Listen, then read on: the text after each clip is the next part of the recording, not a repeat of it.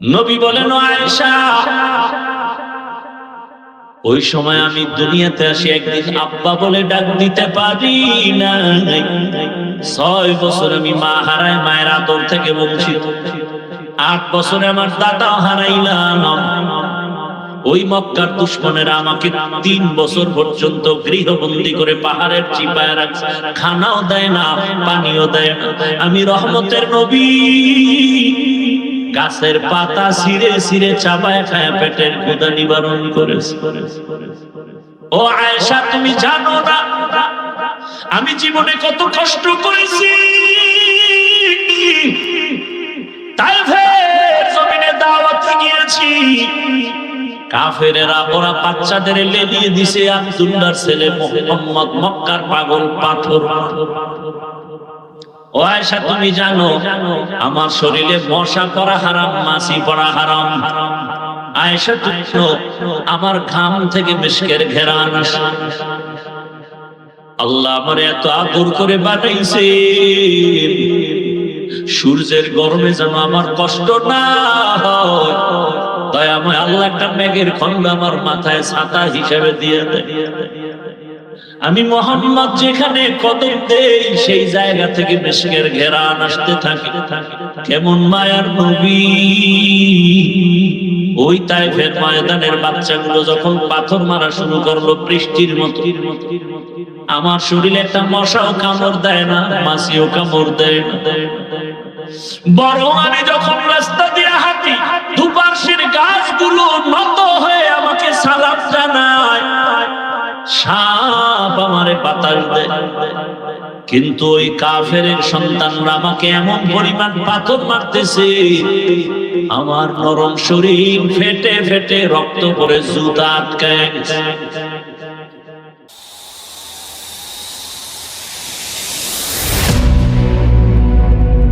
আল্লাহ আমাদের বেশি বেশি দরুদের আমল করার তৌফিক দান করেন।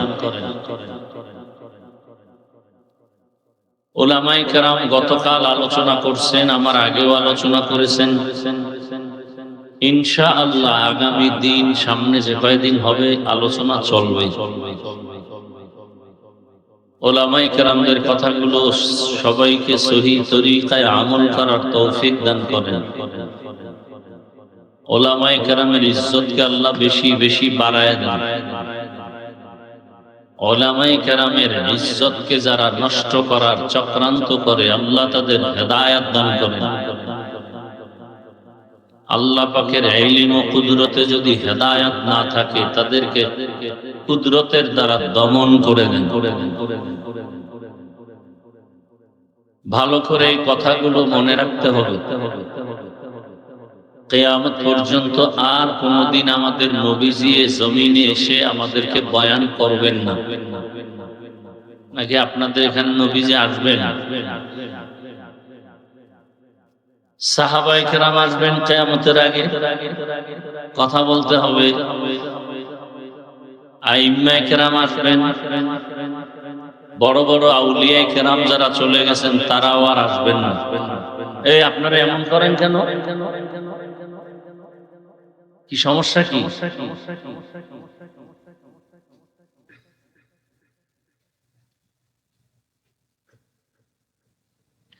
বসার অভ্যাস না থাকলে বসেন কেন? বাহিরে বসবেন, বাহির থেকে বের হয়ে যাবেন, ডিস্টার্ব হবে। আপনারা শুনতে না চাইলে আমাদের কি ঠেকা আপনাদের জোর করে শোনাতে হবে? আমাদের ওয়াজে মানুষ হেদায়েত হবে এটা তো চিন্তা করাও গুনাহ। স্বয়ং রাসূল যাকে দেখলে জাহান্নাম হারাম, যার চেহারা মোবারকের দিকে তাকাইলে পেটের ক্ষুধা থাকে না, যেই রাসূলের ঘাম থেকে মিশকের ঘ্রাণ, সেই রাসূলকে দেখলো 13 বছর, কালেমা পড়লো না। তা আমি কি? আমি তো মানুষই না। বক্তা হয়েছে ঠিক, মানুষ হতে পারিনি। মাওলানা হওয়া খুব সহজ, মানুষ হওয়া কঠিন। মনে মনে বলবেন তো আমরা কি মানুষ না? আপনারা জান্নাতি মানুষ না। এই জান্নাতি মানুষ বানাবার পরামর্শ দেওয়ার জন্য এই ওয়াজের আয়োজন।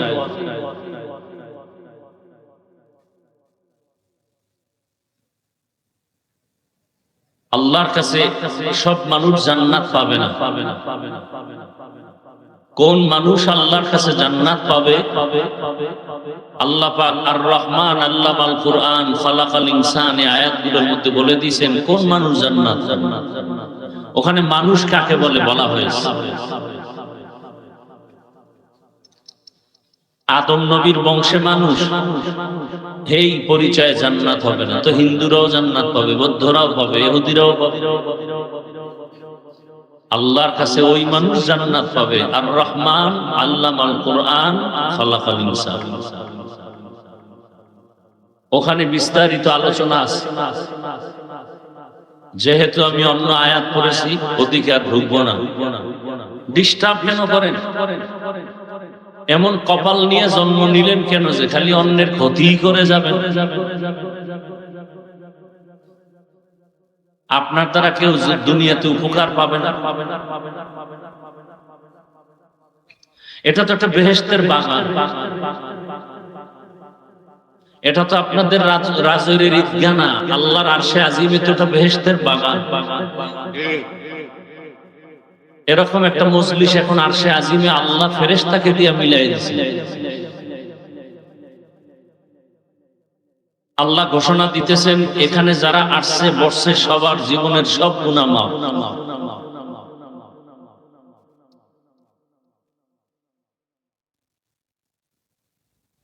আসলে কি আমি প্রায় সময় বলি কত সময় কম, কথা তো বলা যাচ্ছে না। এ সমস্ত জায়গায় সবার কপাল নাই বসায়। এখানে আসতেও কপাল লাগে, এ সমস্ত মজলিসে বসতেও কপাল লাগে, মোনাজাত দিয়ে যাইতেও কপাল লাগে। সব কপালওয়ালারা পারে না। কত কপালওয়ালারা রাস্তায় অর্ধুলঙ্গ হয়ে ঘুরে, জীবনের চালাকি ধরা খেয়ে গেছে। কত চালাক দেখলাম এই বয়সে। খুব বুঝে হুজুরেরা খারাপ, একাই ভালো, ল্যাংটা হয়ে ঘুরে রাস্তায়। সব জায়গায় চালাকি চলে না, বাহাদুরি চলে না। এই তুই মোবাইল নিছ কেন? তোরে মোবাইল দিছে কে? এই পিচ্ছি মোবাইল নিছ কেন হাতে? এই মা বাপ কতটা অসতর্ক। এজন্য সহিহ হাদিসে রাসূল বলছেন সন্তান ঈমানের আলো নিয়ে জন্ম নেয়, মা বাবাই সন্তানকে নষ্ট বানায়।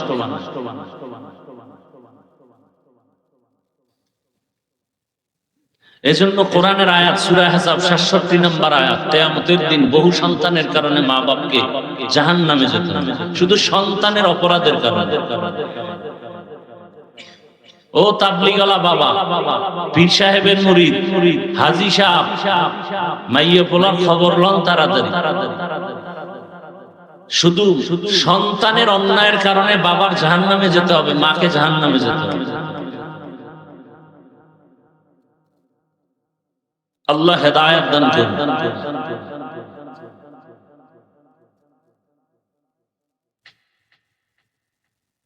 তো কিয়ামত পর্যন্ত জমিনে আর কোনদিন নবী আসবেন না, সাহাবায়ে কেরাম আসবেন না, আইম্মায়ে কেরাম আসবেন না, আউলিয়ায়ে কেরাম আসবেন না। কথাগুলো ভালো করে মনে রাখবেন। কিয়ামত পর্যন্ত এই জাতিকে ভালো করে খেয়াল করবেন। কিয়ামত পর্যন্ত এই জাতিকে জান্নাতের পথ দেখাবেন এবং দুনিয়ার শান্তির পথ দেখাবেন। সংসারের শান্তি, ব্যবসার শান্তি, চাকরির শান্তি, ব্যক্তির শান্তি, পরিবারের শান্তি, সমাজের শান্তি, সব নিঃস্বার্থভাবে পিওর পথটা দেখাবেন কিয়ামত পর্যন্ত কোরআন হাদিসের আলোকে। একমাত্র উলামায়ে কেরাম, আর কেউ না। এজন্য দোয়া করলাম উলামায়ে কেরামদের ইজ্জত আল্লাহ বাড়ায়। যারা আলেমদের ইজ্জত নষ্ট করার জন্য লেখার মাধ্যমে চক্রান্ত করে, বলার মাধ্যমে মিডিয়ায় চক্রান্ত করে, তাদের জন্য দোয়া করলাম, আল্লাহ হেদায়েত দাও, না হয় ওদেরকে খুব তাড়াতাড়ি ধ্বংস করে দাও।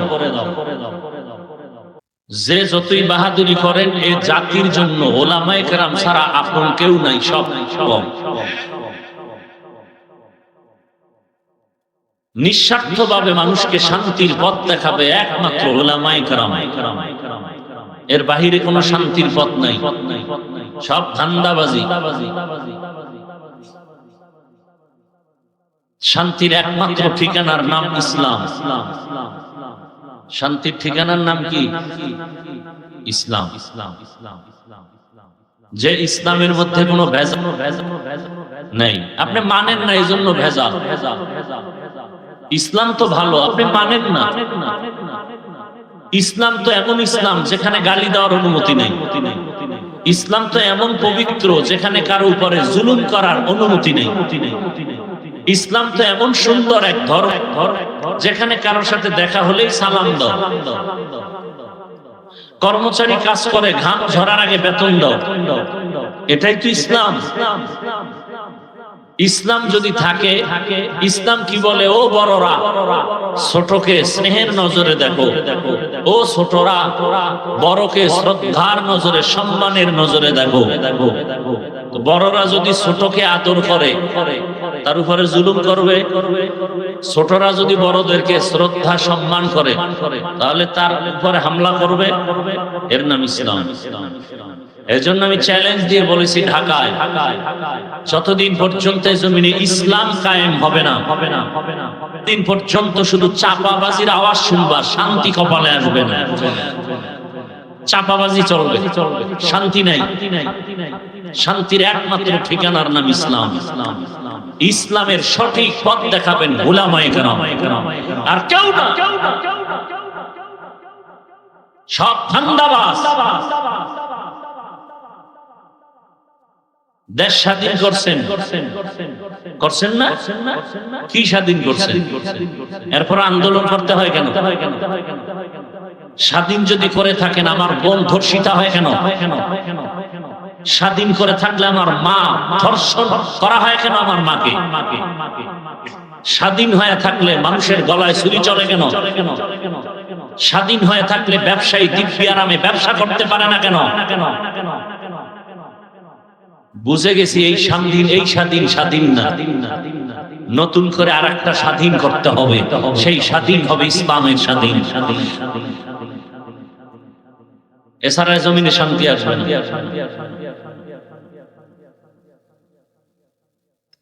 কেরোসিনের পাত্রে মধু রাখলে কোনদিন এই মধু খাওয়ার যোগ্য হবে না। শিয়ালের হাতে মুরগি আমানত দিলে কয়দিন থাকবে? হ্যাঁ, বড় কঠিন, কিন্তু বড় কঠিন। আল্লাহ হেদায়েত দান করুন।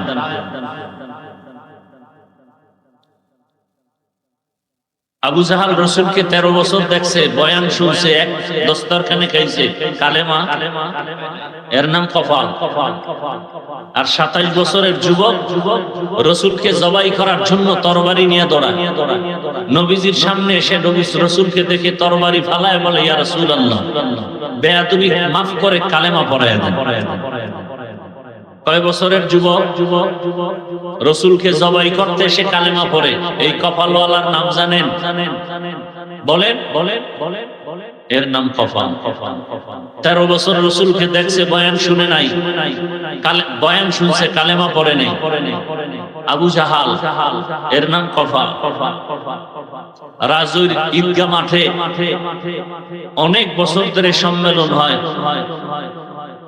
প্রচারণা চলে, অনেকে শুনছে, আসতে পারে। আবার একদল আসছে, কিন্তু বেহেশতের প্যান্ডেলে ঢুকে নাই, মার্কেটে ঘুরে গল্প করে, আর তাজা কবিরা গুনাহ করে। আর একদল বেহেশতের বাগানে ঢুকছে, কিন্তু বয়ানের কলবের দরজা বন্ধ রাখছে, মোবাইল সামনে রেখে। দুনিয়াতে যদি ফাও কাম থাকে, আমগো বরিশাল্লা ভাষায় ফাও কাম, যারা মোবাইল হাতে নিয়ে এরকম ধরে রাখছে, এইটা হলো একটা ফাও কাম। এটা একটু মহব্বতের ভাষায় বললাম, আমি তো আরো কঠিন ভাষায় জীবনে যদি কোনো ফাও কাম করিয়া থাকেন, তো এই বয়ানে বৈশাখ মোবাইল ধরাই না ফাও কাম। এর থেকে ফাও কাম আর দুনিয়াতে নাই। বিষয় কি? কলবের দরজা বন্ধ, সব মোবাইলে ঢুকে, সব কই ঢুকে, কলবে ঢুকবে না, সব মোবাইল। মোনাজাতের পর মোবাইলটা চুরি হয়ে যাবে, কানতে কানতে বাসায় যাবে, আমও গেল সালাও গেল।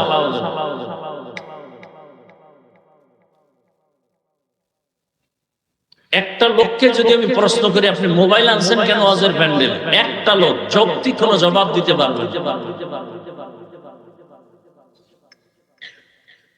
বলার দায়িত্ব আমার, মানবেন কিনা সে দায়িত্ব আপনার। আমি মরে যাব, বলার লোকও থাকবে না। বলনেওয়ালাদের মরে যাবে, কণ্ঠ বন্ধ হয়ে যাবে। বলনেওয়ালা মানুষের অভাব, শোনার মানুষের অভাব, বিরোধিতার মানুষ বেশি। অনেকে বলবে এতদিন বয়ান হচ্ছে, কেউ তো এত বলেন, আপনি বলেন কেন? অন্যায় করবে এতে দোষ নাই, বললাম কেন সেটা দোষ। আল্লাহ হেদায়েত দান করেন। দেখেন না, ওয়াজের মধ্যে বেলুন কিনছে, বেলুন, প্লাস্টিকের বেলুন, মাছ, মোনাজাতের পরে কান্দে করে ঝুলায় ঝুলায় বাড়ি যায়। বউ জিগাইলে বলবে কি পাইছো? ভাই মোনাজাতে বেলুন কবুল হয়ে গেছে। হাসেন আপনারা, লজ্জা শরম কই গেছে আপনার খবর আছে?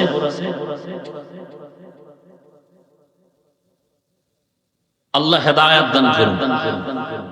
এটা একটা থানা শহর না? অজ উপলক্ষে আলাদা মার্কেট কেন? সেখানে মহিলারা ঘুরবে কেন? যুবতীরা ঘুরবে কেন? যুবকরা ঘুরবে কেন? কি তাহলে এটা বেহেশতের বাগান, এটা জাহান্নামের টুকরা। পরীক্ষা চলতেছে। কি চলতেছে? কেমন পরীক্ষা জানেননি? চারিদিকে দাঁড়ানো, মাঝখানে বাইতুল্লাহ। কি দাঁড়ানো? চারদিকে আমি পিশাব ঘুরি, ডানে মহিলা, বামে মহিলা, সামনে মহিলা, পেছনে মহিলা, সামনে আল্লাহর ঘর। চিন্তা করতে পারেন কেমন কঠিন পরীক্ষা চলতেছে? আল্লাহর ঘর এখানে দাঁড়ানো। আর ভাই কথা বলেন না, কি বলি শুনেন। আল্লাহর ঘর বাইতুল্লাহ, যে ঘরটা দেখলেই সওয়াব, দেখলেই সওয়াব, দেখলেই সওয়াব। অথচ ডানে মহিলা, পেছনে মহিলা, সামনে মহিলা, বামে মহিলা। ওদিকে আল্লাহর ঘর আমার চোখের নজরে, অনবরত আল্লাহর রহমত অবতীর্ণ হইতেছে। এখান থেকে পাশ হয়ে আসলেই তুমি জান্নাতি, এখানে ফেল করলে তুমি ফেল। ওয়াজের প্যান্ডেলও আছে, জাহান্নামের প্যান্ডেলও আছে। বাড়ির থেকে বলে আসছো রাজুর ওয়াজে যাই, কপাল কোন দিকে ঢুকছে হিসাব মিলাও। পরীক্ষা চলতেছে, পরীক্ষা। কেউ ওয়াজের থেকে তওবা করে কান্না করে গেছে, ফজরে মসজিদে হাজির। আর কেউ ওয়াজের থেকে বাদাম, জেলাফি, চানাচুর আর বেলুন লয়ে বাড়ি গেছে। ফজরে আর মসজিদের খবর নেই। পরীক্ষা চলতেছে, কে কোন দিকে ঢুকবা। মন্দিরেরও দরজা খোলা, মসজিদেরও দরজা খোলা, কই ঢুকবা? ওয়াজের প্যান্ডেলও খোলা আর জাহান্নামের প্যান্ডেলও খোলা। সেখানে ওয়াজের আওয়াজও পাবা, জেলাফিও পাবা, বোনাস বেগানার চেহারাও পাবা। ঢুকো, ওদিকে যাও, ওখানে তিনটা ওয়াজ আছে, খাওয়ান আছে, দেখান আছে। এখানে খাওয়ান নাই, ওয়াজ আছে, দেখাও নাই, বেগানা নাই। এই কথাই 5 দিনে কেউ বলবে না, একজনও বলবে না। আরে চিন্তাও আসবে না। আল্লাহ আমাকে হেদায়েত দান করে। আল্লাহ ময়দানের সবাইকে আল্লাহ কবুল করেন। রাগ করতেছেন? আমার ওয়াজে সব হেদায়েত, এত সোজা। আমি নিজে হেদায়েতের উপরে নাই, আপনারা হেদায়েত হবেন কি? আল্লাহ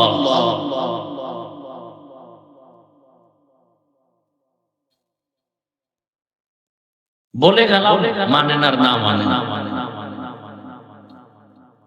কথাগুলো তো মনে থাকবে এক সময়, মরে গেলে তো শুনবেন, অন্তত অন্তর থেকে একটু দোয়া পাবো, এটা আমার 100 বিশ্বাস আছে। সেই দোয়াটা আমার খুব দরকার হবে কবরে, এজন্য বলে। আর আসলে কি প্রত্যেকটা ব্যক্তির একটা মূল থাকে, মূল। আগুনের মূল কি? গরম। বরফের মূল ঠান্ডা, ঠিক না? আসলে প্রত্যেকটা ব্যক্তির একটা মূল। আমি হাফিজুর রহমান এই জাতের সোহবত পেয়ে এখানে আসছি। যে সমস্ত আল্লাহওয়ালা, এদের অভ্যাস, এদের আখলাক কেমন ছিল, এদের সামনে কেউ কথা বলতে এসটান উঠায় মারত,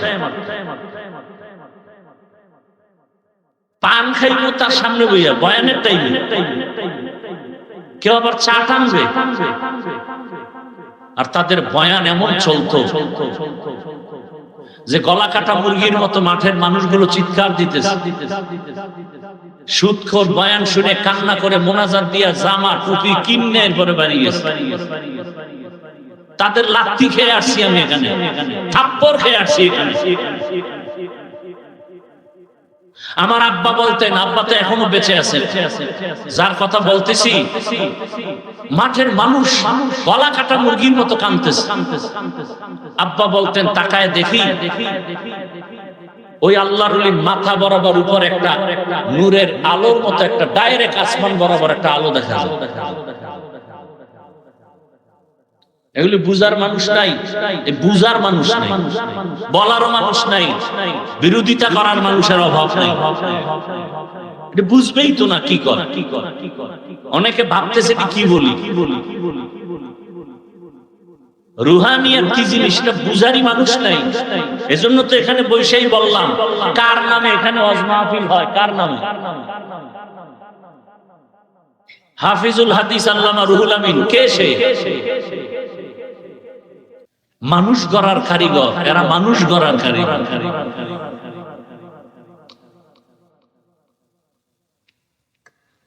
আর আমরা ওয়াজ করতেছি ঘন্টাকে ঘন্টা, টাইম কম, আরো বাড়াও, বয়ান আরো বেশি করেন।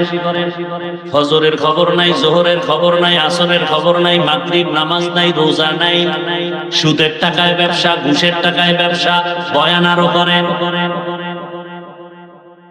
কি হইল বয়ান করে? এই যে এখানে এত মানুষ ফজর পড়ে নাই, অনেকে জোহর পড়ে নাই, আজকে আসর পড়ে নাই, মাগরিব পড়ে নাই, এশাও পড়ে নাই, বয়ান চলতেছে।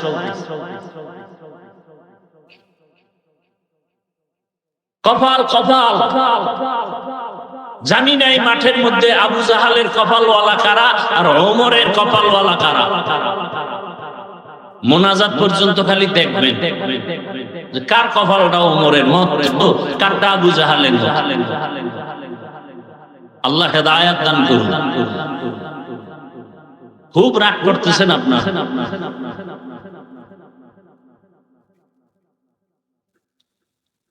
আমি আপনাদের সামনে আলোচনার জন্য এক আয়াত পড়েছি সূরা নাজিআত থেকে, এবং এক টুকরো হাদিস পড়েছি। তরজমাটা বলে সংক্ষেপ কিছু ব্যাখ্যা শোনাতে চাই।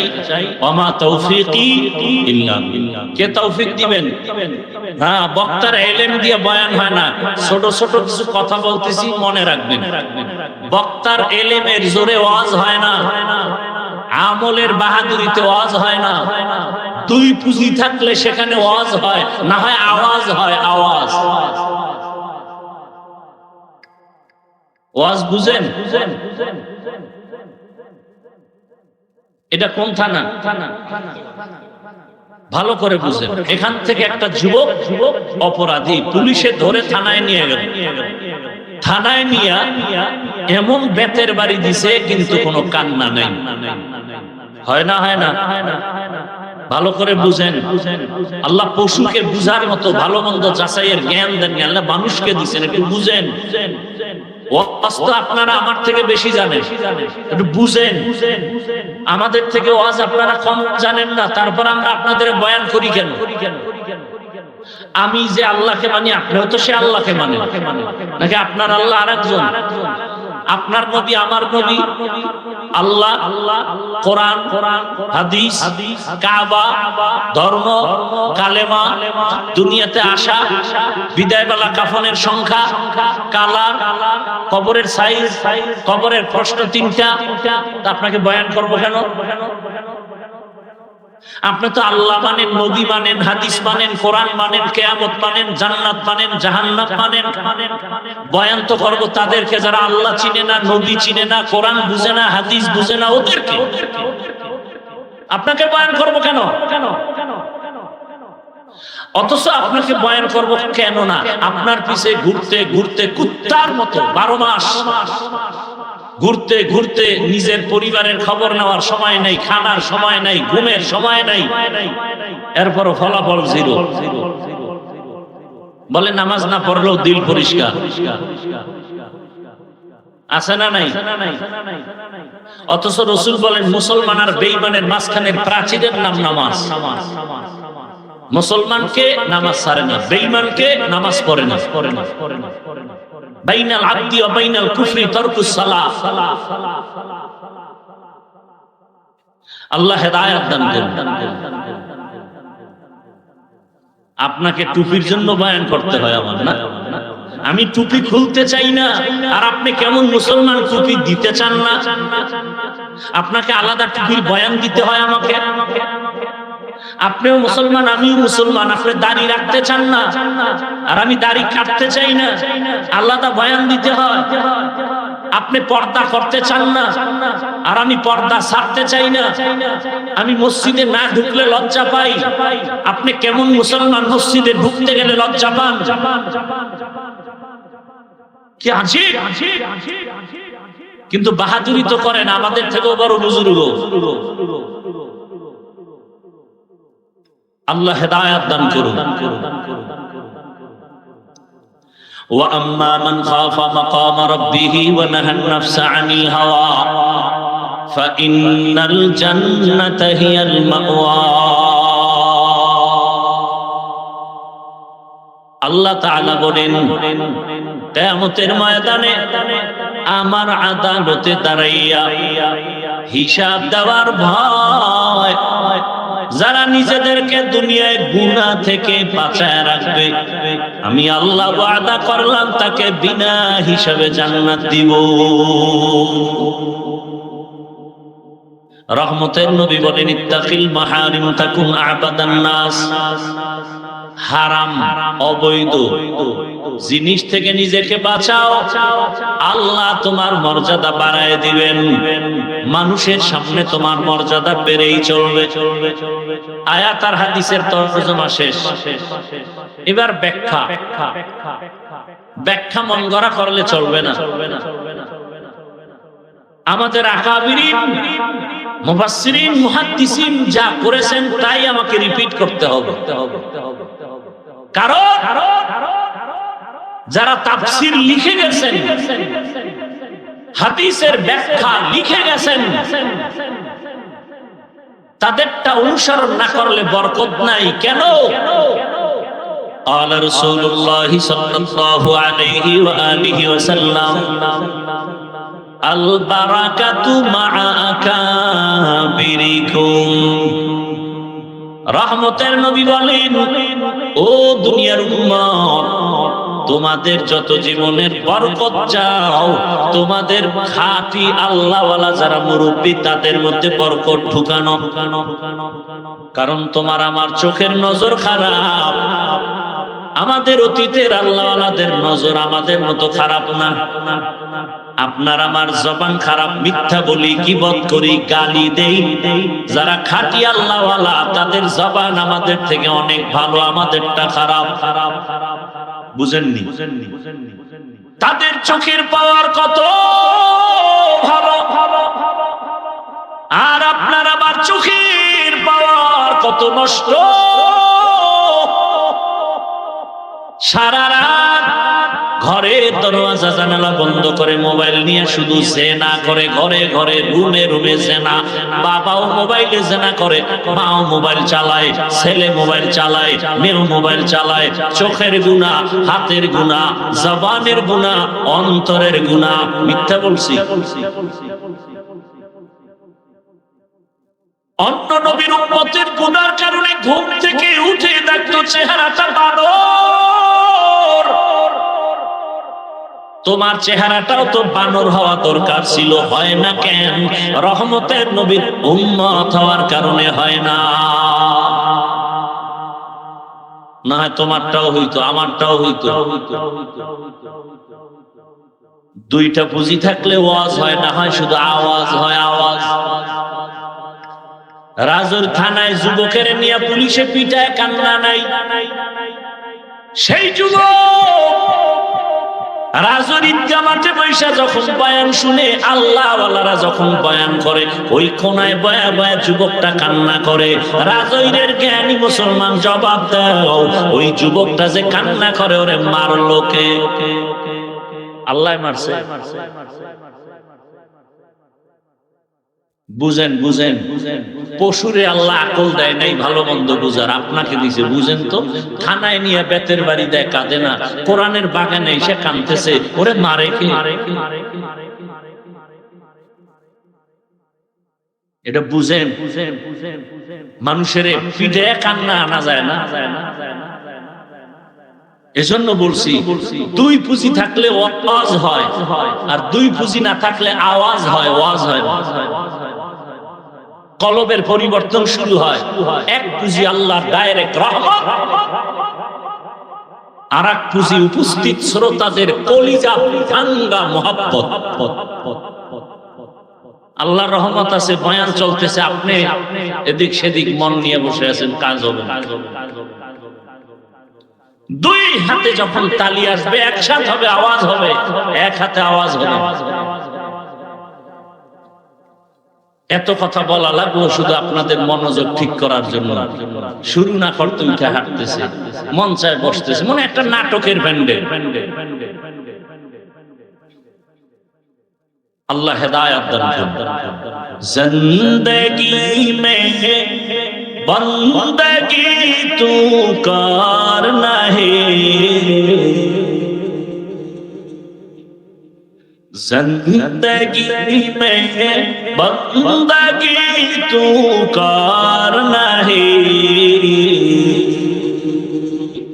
जिंदगी में बंदगी शर्मिंदा है, जिंदगी में बंदगी शर्मिंदा है।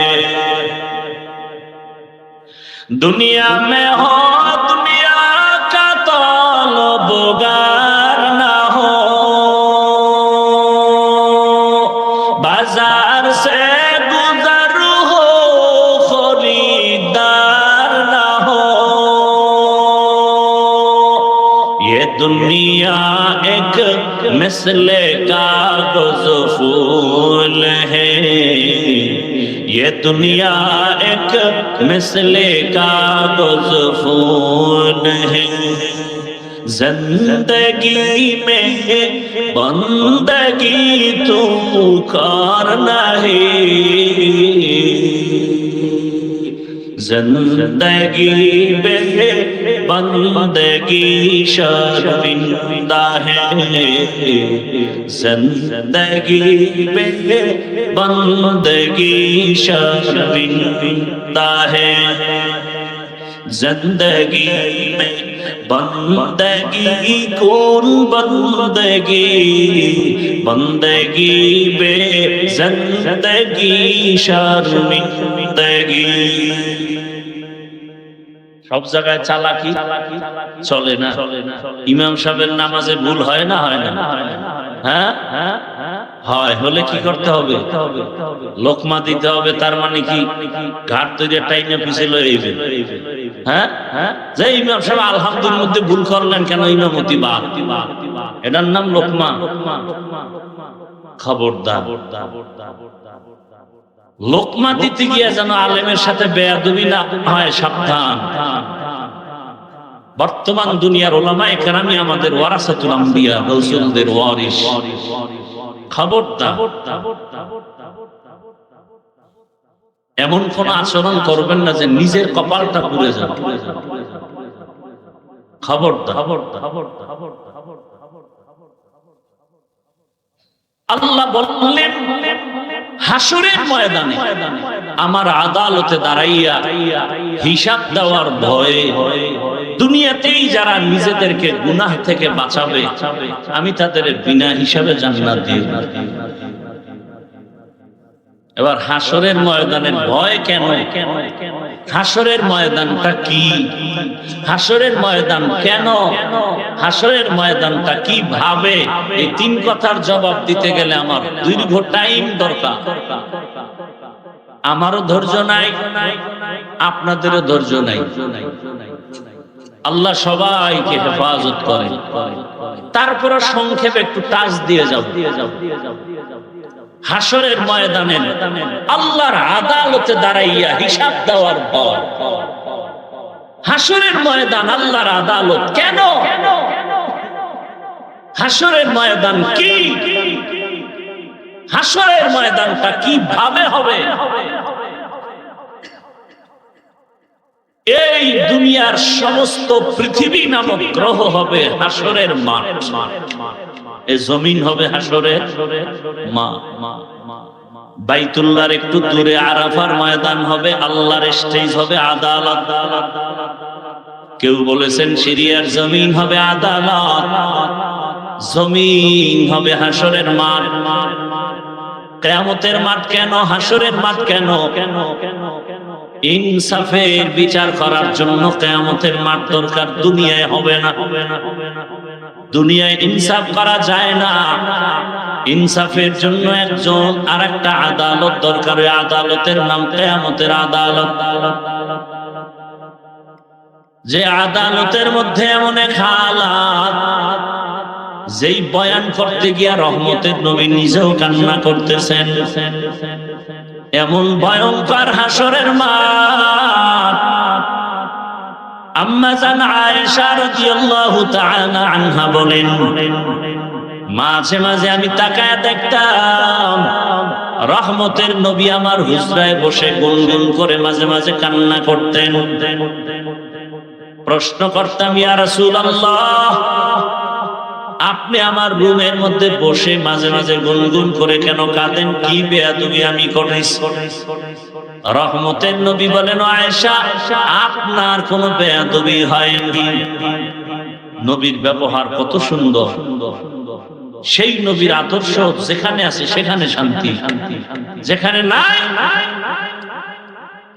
দেখেন না রাজৈরের মাঠে কোন নেতায় যদি এতগুলো মানুষ জমা করতেন, কত পেরেশান। এই মানুষগুলো আসার জন্য গাড়ি দেওয়া লাগতো, ফেরি। আমাকে ফেরি গাড়ি দিছে। বসার জন্য ভিআইপি চেয়ার লাগতো, আপনাকে ভিআইপি বিছানা দিছেন। বলতে গেলে দুনিয়ার থার্ড ক্লাসের বিছানা আপনাদের জন্য। অন্তরে কোনো কষ্ট নাই। আবার এখানে আসার পরে নেতা সাহেবের আবার নাস্তা দেওয়া লাগতো ফাঁকে ফাঁকে, চেয়ারের বাড়ি। কি সিস্টেম দেখেন নাই? কথা বলেন না, খালি প্যাকেট ভাগে কম পাইছে, বাইরে বেরি শুরু। বাতাসে খালি চেয়ার উড়ে, চেয়ার। দেখছেন না এগুলো? আবার কিছু কুলাঙ্গারেরা এটি আবার ভিডিও কইরা দেখায় সারা দেশবাসীর, দেখো আমরা কোন দল করি আর কেমন ব্যর্থ। কথা বলেন না, আল্লাহ হেদায়েত দান করুন। এরপরে আবার এতগুলো মানুষ নিয়ন্ত্রণের জন্য কত প্রশাসন, র্যাব, আর্মি, পুলিশ। কি আবার কারো পাওয়ার থাকলে কুত্তা হাজির করত, কারণ মানুষ বেঈমানি করে, কুকুর বেঈমানি করে না। বডিগার্ড বডির উপরে গুলিদা চালায়, আর কুকুর মালিকের লাত্তি খাইয়া সারা রাত মালিকের বাড়ি পাহারা দেয়। আমরা পশুর চেয়েও খারাপ হয়ে গেছে। কি পশু না খেয়ে মালিকের বাড়ি পাহারা দেয়, আর আমরা মালিকেরটা খেয়ে মালিকের বডিগার্ড হয়ে বডির উপরে গুলি চালাই। এই দেশ আর ভালো হবে কবে? কিন্তু আপনারা যেখানে আসছেন কোন নাস্তার ব্যবস্থা, মোনাজাতের পরে খাওয়ান আছে? শেষ দিন মনে হয় আছে, জনমের মতো খাইবে। হায় হায় নাম দিছে আবার তবারক। কি তবারক? নামাজ না পড়লেই তবারক খাইলে মোবারক হয়ে যাবে।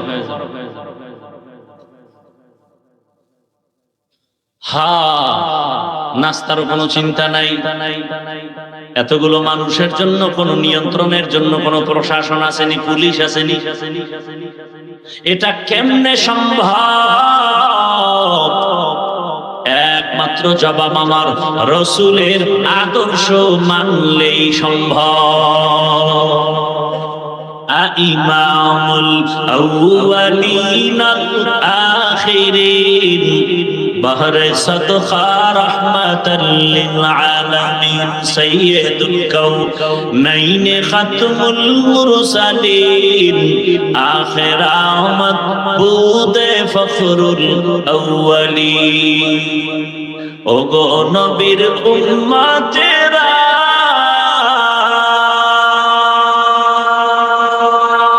হয়ে আজ দিশাহারা, কোরআন হাদিসের চলো যখন যাহা চাই মনে, নবী বিনকে তারাবে সিরাত মিজানে, নবী বিনকে তারাবে সিরাত মিজানে।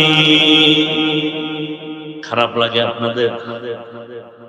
এই প্রতি বছর কি এই নাই গানে হেনে সাউন্ডটা মনের মতো হইতেছে। আমরা তো টোকা দিলেই বুঝি মাইকের হালাত।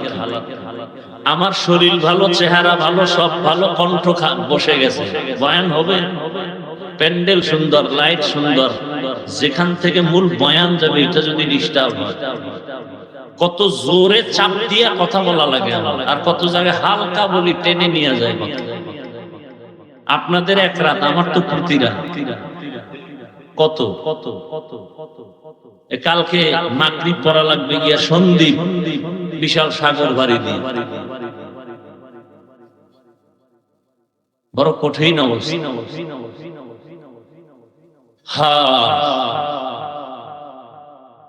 আর কিছুক্ষণ থাকবেন তো ইনশাআল্লাহ, আল্লাহ কবুল করুন। হাসরের ময়দানের কথা বলতেছিলাম। আম্মা জান রহমতের নবীকে জিজ্ঞাসা করলেন, পয়গম্বর কান্না করার কারণটা কি জানতে চাই।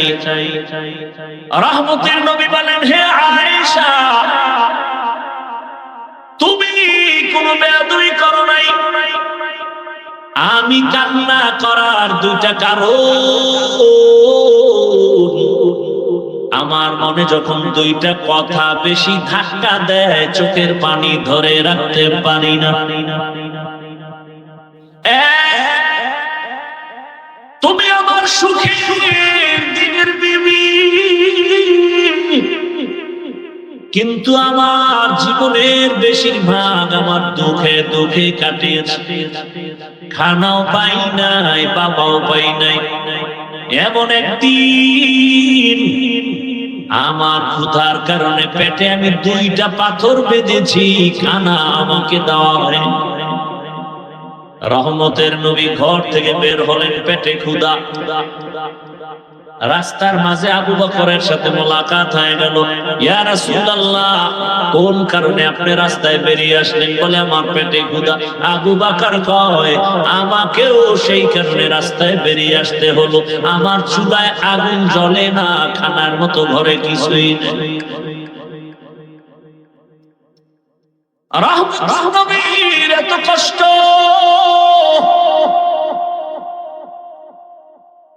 নবী বলেন, আয়েশা ওই সময় আমি দুনিয়াতে আসি, একদিন আব্বা বলে ডাক দিতে পারি না। 6 বছর আমি মা হারায় মায়ের আদর থেকে বঞ্চিত। 8 বছরে আমার দাদাও হারাইলাম। ওই মক্কার দুশমনেরা আমাকে 3 বছর পর্যন্ত গৃহবন্দী করে পাহাড়ের চিপায় রাখছে, খানাও দেয় না, পানিও দেয় না। আমি রহমতের নবী, গাছের পাতা ছিঁড়ে ছিঁড়ে চাবায় খায় পেটের ক্ষুধা নিবারণ করেছে। ও আয়েশা, তুমি জানো না আমি জীবনে কত কষ্ট করেছি।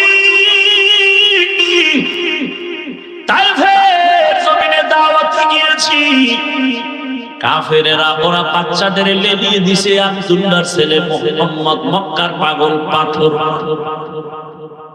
ও আয়েশা, তুমি জানো আমার শরীরে মশা পড়া হারাম, মাছি পড়া হারাম। আয়েশা, তুমি আমার ঘাম থেকে মিশকের ঘেরান আসে। আল্লাহ আমারে এত আদর করে বানাইছে, সূর্যের গরমে যেন আমার কষ্ট না হয়। দয়াময় আল্লাহ একটা মেঘের খন্ড আমার মাথায় ছাতা হিসেবে দিয়ে দেয়। আমি মুহাম্মদ যেখানে কদম দেই সেই জায়গা থেকে মিশকের ঘেরান আসতে থাকে। কেমন মায়ার নবী! ওই তাইফের ময়দানের বাচ্চাগুলো যখন পাথর মারা শুরু করলো বৃষ্টির মতো, আমার শরীরে একটা মশাও কামড় দেয় না, মাছিও কামড় দেয় না। বরং আমি যখন রাস্তা দিয়ে হাঁটি, দুপাশের গাছগুলো নত হয়ে আমাকে সালাম জানায়, সাপ আমারে বাতাস দেয়। কিন্তু ওই কাফেরের সন্তানরা আমাকে এমন পরিমাণ পাথর মারতেছে, আমার নরম শরীর ফেটে ফেটে রক্ত পড়ে জুতা আটকায় গেছে। আমি চোখের পানি ছেড়ে কাঁদি। ওই কাফেরের সন্তানেরা পাথর মারে, আর আমি এক কদম দু কদম দিয়ে মক্কার দিকে কদম বাড়াচ্ছি আর কান্না করি। এক সময় জিবরাইল আমিনের আগমন হয়ে গেল। জিবরাইল এসে বলেন, ইয়া রাসূলুল্লাহ, আপনি চোখের পানি ছেড়ে কাঁদবেন, আমার আল্লাহ বরদাস্ত করবে? হতেই পারে না। আপনার চোখের পানির কান্নার আওয়াজ আরশে আজিম হয়ে গেছে। এখন আপনি অর্ডার দেন, তাইফের জমিনটা উল্টায় সব মেরে ফেলবো। আল্লাহর অর্ডার। নবী কেমন দয়াল, ওদের মারিও না, ওরা আমাকে চিনে না, যদি চিনতো আমাকে মারতো। ওরা জানে না আমি মক্কার ইয়তীম, ওরা জানে না আমি মায়ের আদরহীন জীবন কাটাই, আমার আপন কেউ নেই। ও আয়েশা, ওই কঠিন সময় আমার একজন আপন আল্লাহর বান্দি আল্লাহ দিয়েছেন, সে আমার সাথী, আমার অর্ধাঙ্গিনী, আমার সহধর্মিনী, একমাত্র খাদিজা আমার বিবি হয়ে ঘরে আসছেন। 40 বছরের খাদিজা, আমি মুহাম্মদ 25 বছরের বয়সে বিবাহের বন্ধনে আসলো। খাদিজা আসিয়া আমার সব অসহায়ত্ব দেখা তার যত সম্পদ সব আমি রহমতের নবীরে হাদিয়া দিয়ে দিয়েছি। আরবের সব মানুষ খাদিজাকে জানে, চিনে, ধনাঢ্য নারী, কেউ তার সাথে কথা বলে না, খারাপ বলে না। কিন্তু খাদিজা, ওর উপরে কোনো আযাব নাই, মুসিবত নাই। আমি 3টা বছর শিয়াবে আবু তালিবের মধ্যে গৃহবন্দী, খানা দেয় না, পানি দেয় না। খাদিজা আমার কষ্ট দেখা আমার সাথে 3 বছর কাটাইয়া সেও আমার সাথে গাছের পাতা খেয়ে খেয়ে ক্ষুধা নিবারণ করেছে। ও আয়েশা, ওই খাদিজার কথা যখন আমার মনে পড়ে, চোখের পানি আমি ধরে রাখতে পারি। খাদিজা, আমি রাতের বেলা যত রাত কালেমার দাওয়াত দিয়ে ঘরে আসিয়া, আসসালামু আলাইকুম ইয়া আহলাল বাইত, ঘর থেকে ভেতর থেকে আওয়াজ আসে, লাব্বাইক ওয়া সা'দাইক ইয়া রাসূলুল্লাহ।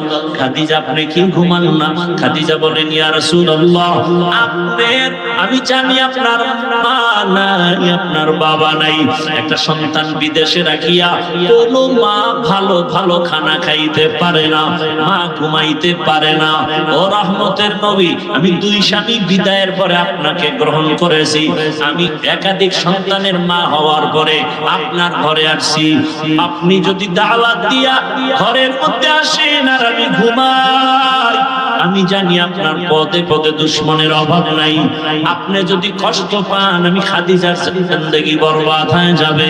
এই কারণে আমি খাদিজা আপনার অপেক্ষায় থাকি, আমি একটা সেকেন্ডের জন্য বিছানায় পিঠ লাগায় ঘুমাই।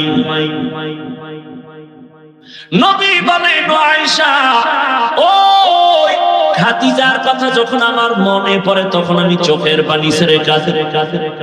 আর একটা কারণে কাঁদেন কেন? নবী বলেন হাসরের মাঠের কথা যখন মনে পড়ে তখন আমার চোখের পানি ঝরে রে আয়েশা।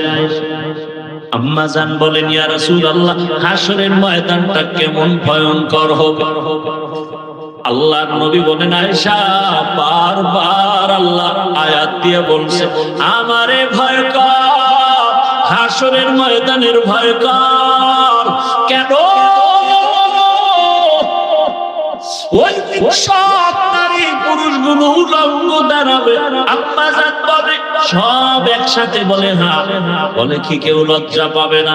রহমতের নবী কান্না করেন আর বলেন, আয়েশা, এমন অবস্থা হবে নারী উলঙ্গ পুরুষ উলঙ্গ, কেউ কারো দিকে তাকাবার হুঁশ পর্যন্ত হবে না। এমন এক হালাত হবে হাসরের কঠিন।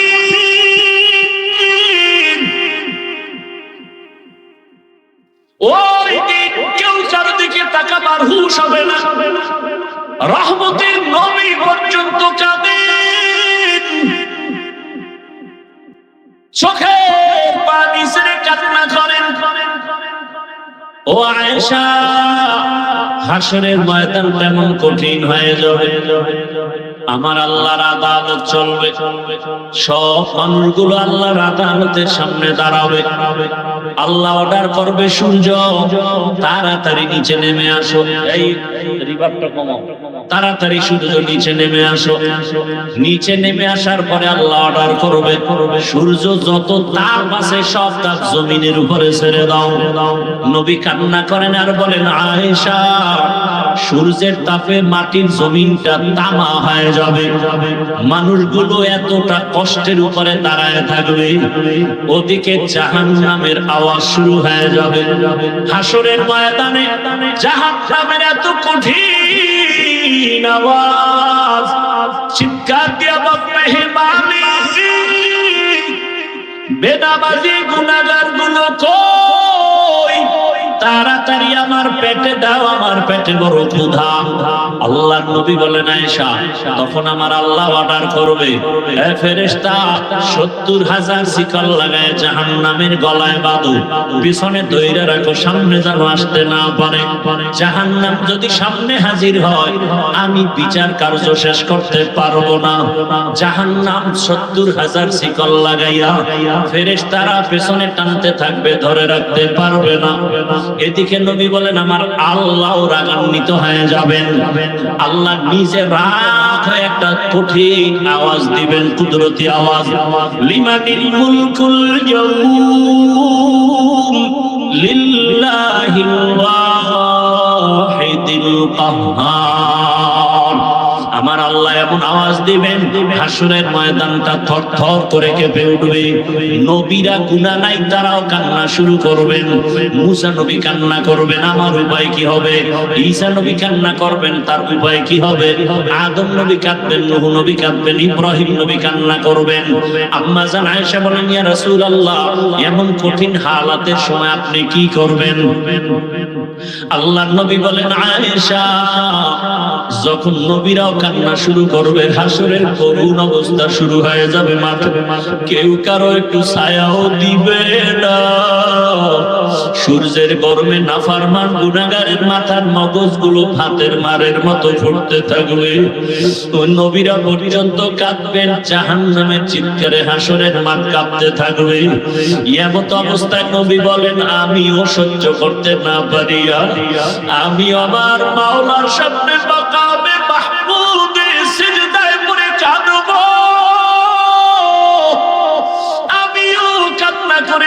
বলবো আল্লাহ জাহান্নামের ফিরাও, জাহান্নাম যেন সামনে আগাইতে না পারে। মুসা নবী কাঁদবেন নিজের জন্য, ঈসা নবী কাঁদবেন নিজের চিন্তায়, ইব্রাহিম কাঁদবেন নিজের চিন্তায়, আর আমি মুহাম্মদ যত কাঁদবো একবারও আমার নিয়ে আমি চিন্তা করব না। আমি সিজদায় পড়ে কাঁদবো, বলবো আমার উম্মত, আমার উম্মত, আমার উম্মত, আমার একটা উম্মত যেন জাহান্নামে না যায়।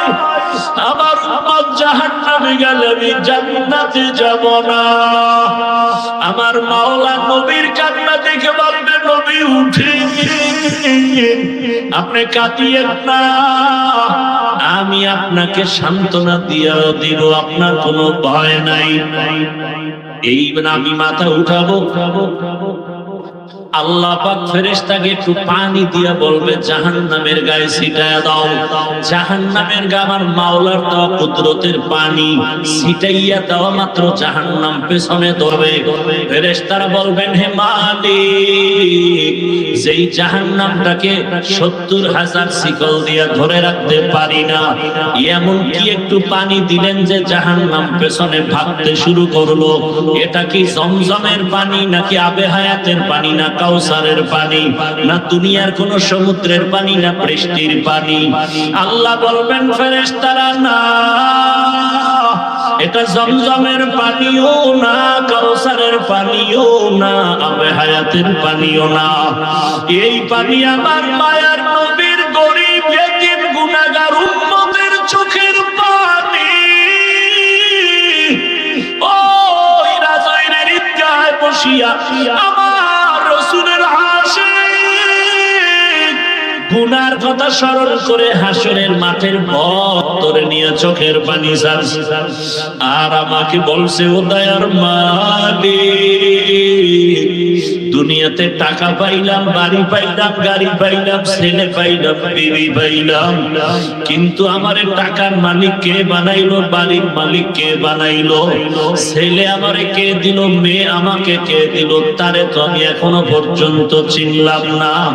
ও রাজৈরের বাবারা, জ্ঞান তো জীবনে কম করো নাই, এত বুদ্ধি নিয়ে চলো। একবারও কি ভাবছো রে মুমিন, তোমার টাকার মালিক, বাড়ির মালিক, গাড়ির মালিক যে বানাইলেন, তুমি এখান থেকে বিদেশ যাও, বাতাসের সাথে বিমানে বসিয়া যাও, কত বিমান দুর্ঘটনায় মানুষ পর্যন্ত শেষ হয়ে যায়, কত বিমান নিখোঁজ হয়ে গেছে আর খুঁজিয়া পায় নাই। ওরে তোমারে যে এত সুস্থতার সাথে আল্লাহ বাঁচায় রাখলেন, টাকার মালিক বানাইলেন, আজকে তোমাকে আল্লাহ সন্তানের মালিক বানাইলেন, বাড়ির মালিক বানাইলেন, এত কিছু যে দিলেন, তুমি বলতারি তুমি কি দিয়েছো? একবারও কি তুমি চিনছো? ছেলের পাইয়া তুমি কত আনন্দ করো, মেয়ে পাইয়া তুমি কত মায়া করো, আনন্দ করো। ছেলের ছাড়া ভালো লাগে না, বিবি পাইছো, বিবি ছাড়া তোমার মন ভালো লাগে না, টাকা পাইছো, বাড়ি গাড়ি পায় কত আনন্দে জীবন কাটাও।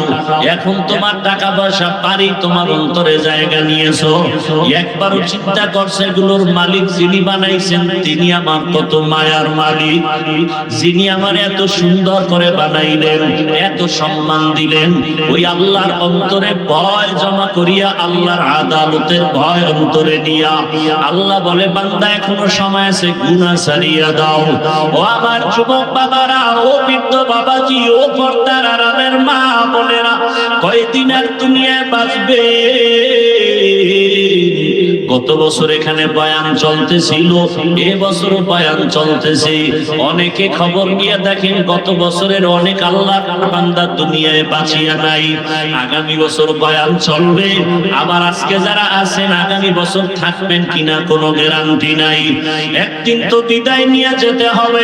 আল্লাহ বলেন গুনাহ থেকে নিজেকে বাঁচাও, আমি আল্লাহর আদালতে দাঁড়াইয়া কেমনে হিসাব দিবা, যে আদালতে নবীরাও কান্নায় বিভোর, ওই সময় যদি তুমি গুনাহগার হইয়া আমার আদালতে দাঁড়ায় যাও, নামাজের আমল নাই, রোজার আমল নাই, তেলাওয়াতের আমল নাই, জিকিরের আমল নাই, পর্দার আমল নাই, বরং মানুষের উপরে জুলুম, মা বাবার হক আদায় করো না, ভাইয়ের হক আদায় করো না, বোনের হক আদায় করো না, স্ত্রীর হক আদায় করো না, সন্তানের হক আদায় করো না, প্রতিবেশীর হক আদায় করো না, আল্লাহর ভয় না নিয়ে যদি কবরে যাও, হাসরের ময়দানে দাঁড়াও, আমার আল্লাহ তাআলা সাথে সাথে ঘোষণা দিয়া জাহান্নামের কাপ লাগায় দিবেন। দুনিয়াতে সূর্যের গরম সহ্য করতে পারি না, পেটের বাড়ি সহ্য করতে পারি না, একটা মশার কামড় পর্যন্ত সহ্য করতে পারি না। ও গুনাহগার বেনামাজি বাবারা, ও যুবক, গুনাহগার হইয়া যদি মাওলার আদালতে দাঁড়াও, জাহান্নামের গরম কেমন করে সহ্য করবা? ও বাবা, এখনো সময় আছে, তওবা করে নাও। ও যুবক বাবারা, তোমার মতো কত যুবক জেনারেল লাইনে থাকিয়া স্কুলে কলেজে পড়িয়াও নামাজ ছাড়ে না। তুমি কেন পারো না রে বাবা? মনে হয় তোমার কপাল আবু জাহালের মতো পুড়িয়া গেল নাকি? এখনো সময় আছে, ওমরের মতো তওবার দরজায় ফিরে যাও। ও চাকরিজীবী বাবারা, আপনার মতো কত চাকরিজীবীরা নামাজ ছাড়ে না, বলেন আপনারা কেন পারেন না? ও রাজৈরের ব্যবসায়ী বাবারা, আপনার মতো কত ব্যবসায়ীরা ব্যবসা করে নামাজ বাদ দেয় না, বলেন আপনি কেন নামাজ আদায় করতে পারেন না? ও পর্দার আড়ালের মা, ও গো, আপনার মতো কত মা, কত বোন এই এলাকায় আছে, এখনো পর্দা করে নামাজ পড়ে, স্বামীর মাল হেফাজত করে।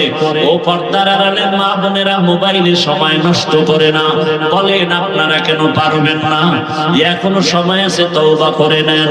কত যুবক রাস্তায় গাড়ি চালায়, নামাজের সময় নামাজ আদায় করে, বলেন ও যুবক বাবার, আপনারা কেন পারেন না?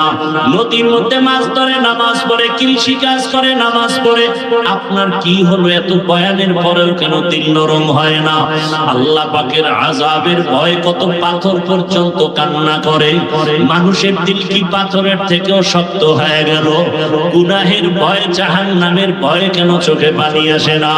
ও আল্লাহর বান্দারা, এখনো তওবার সময়।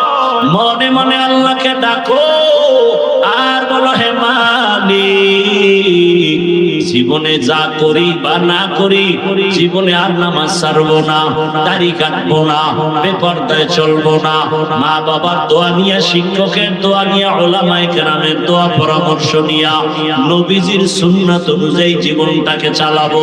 কারো হক নষ্ট করবো না, কারো উপরে জুলুম করবো না। ও মা বোনেরা, এখনো সময় আছে, তওবা করেন।